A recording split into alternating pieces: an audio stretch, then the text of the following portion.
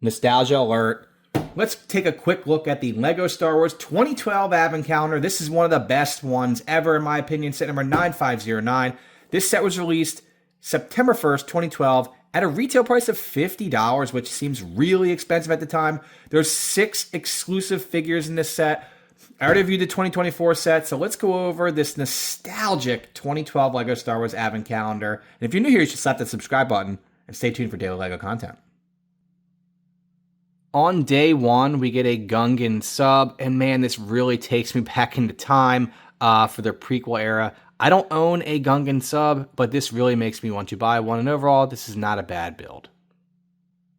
On day 2, we get our first minifigure. What a great way to start the set. We get a Gungan Soldier. This figure is only available in 2 sets. The one that I'm currently reviewing, 9509, and then 7929, the Battle of Naboo. Overall, a really nice figure. It's worth about $8 in 2024.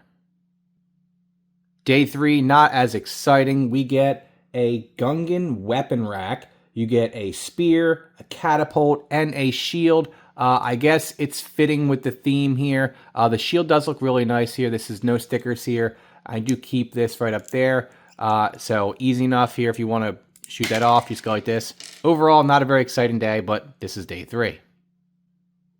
Day 4, a Star Destroyer micro build. I think this is a pretty solid micro build, and I guess for an Advent calendar, you got to fill up some days here, and what better way to fill up a day with an iconic LEGO Star Wars ship? It's an iconic Star Wars ship in general, a Star Destroyer. Day 5, an iconic Star Wars prequel ship, a Trade Federation MTT. I own one of these MTTs in a larger form, and what a phenomenal build here. And I think this is a pretty solid micro build as well. Day 6, we get a security battle droid here. Now, this security battle droid was available from 2007 to 2012 in sets number 9509, which I'm currently reviewing, 7662, and 9494. I'm not a big fan of battle droids in general, but I do like that maroon center there and a must-have for your collection.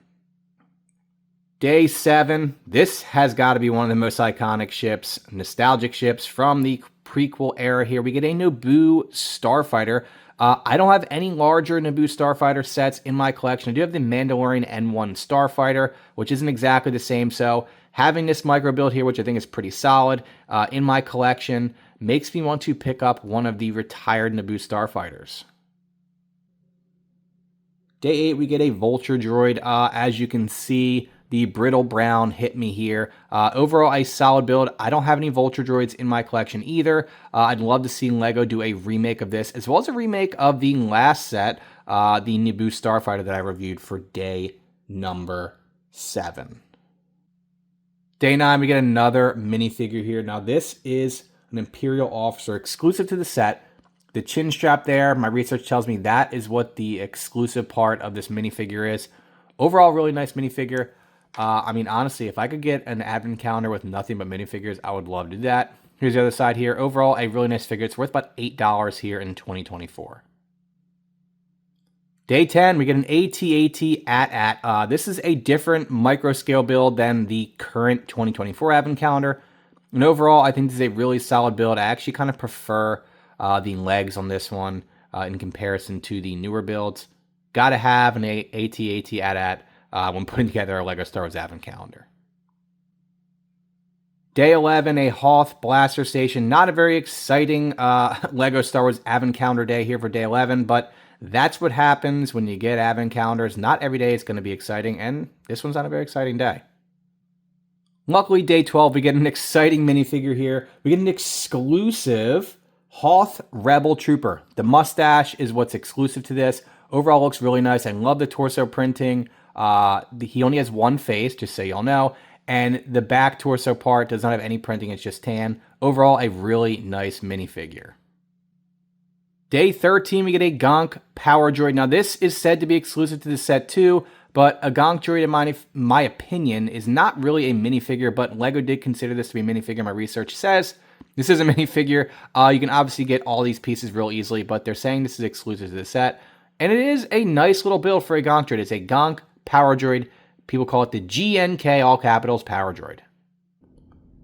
Day 14 is another not really exciting day. This is a weapon depot rack here. You get a couple lightsabers, and you also have a couple blasters here. The weapons depot build here that holds the blasters is a pretty solid build here, but not a very exciting day for a LEGO Star Wars Advent calendar. But that's what happens with these calendars. Day 15, we have another exclusive minifigure here. We have a Snow Trooper. My research tells me that the reason why it's exclusive is because of the face printing, and overall a very, very nice minifigure.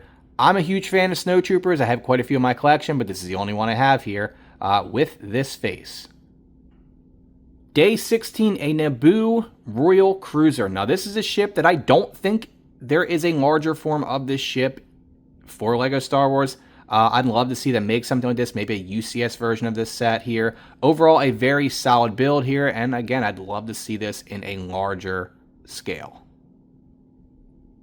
Day 17, we have a Flash Speeder. I do have the larger version of this set. I thought it was really cool. It had good minifigures, and overall, it's a pretty solid micro scale of the set. Man, I'm really getting some nostalgic feels here when I see this Flash Speeder set, and I do like the green. Day 18, we get a Rebel Fleet Trooper. My research tells me it's exclusive because of the grin here. Overall, a pretty nice minifigure. I mean, I'll take minifigures every single day for having calendars here. A really cool figure here, and happy to have this on day 18.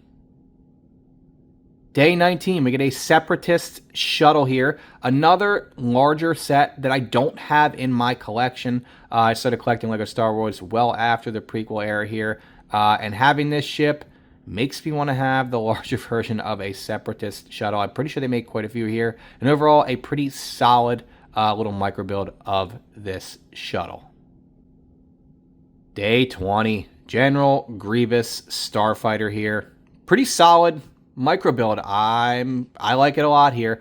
Fortunately, I was able to pick up some of the older versions of this set in larger form here. And overall, I think it's a pretty good build here. A good solid micro build of the General Grievous Starfighter.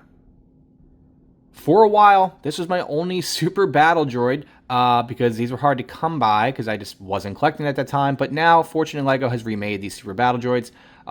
Nonetheless, I'm happy to add this one to my collection, and I think it's a pretty solid minifigure here and a nice addition to my collection, especially considering I didn't have any of these before I got this Advent calendar. Day 22, we're almost at the end here. We have a Sith Infiltrator, another ship that I didn't have any of the larger versions of the ship up until the new Darth Maul Sith Infiltrator just released here, out available on shelves now. And overall, I think it's a pretty solid micro scale version of this, and I'm definitely happy to add this one to my collection. The most exciting 2 days, day 23 and day 24. Here's day 23, the R2-D2 Snowman exclusive figure here. This one looks really, really nice. I love the top hat. This is a really cool looking figure. I'll take the top hat off so you can see it. I'm really happy to add this one to my collection. This one and day 24 are pretty much the reason why I wanted to pick up this set. I thought these looked phenomenal. I had to add it to my collection. R2-D2 is probably my favorite character in Star Wars. I know it's hard to believe, a droid being your favorite character, but R2-D2 is a great character, and I love this little minifigure. Day 24, the figure that everyone wants to have. You gotta have this one in your collection, the Santa Darth Maul. What an awesome figure. I'm not a big fan of the cape, to be honest with you, but everything else looks really, really nice here. And thank y'all for watching this entire video. If you made it this far, I really, really appreciate it. If you're new here, please slap that subscribe button and stay tuned for daily LEGO content. That's what the back looks like. What a great figure here. Again, if you don't have this Advent calendar, it's something you have to have in your collection, or at the very, very least, pick up the Darth Maul Santa minifigure here, and also pick up the R2-D2 Snowman minifigure. So thank y'all for watching. I hope you enjoyed my video. Definitely check out my 2024 Advent calendar review, and stay tuned for daily LEGO content. Thank y'all for watching. I've had a lot of fun reviewing and going over this set every single day. I'm on Instagram, Facebook, TikTok, and here on YouTube, all Big Zach's House. I post short film content there on Instagram, TikTok. So check me out over there as I go through every single day of the LEGO Star Wars 2012 Advent calendar.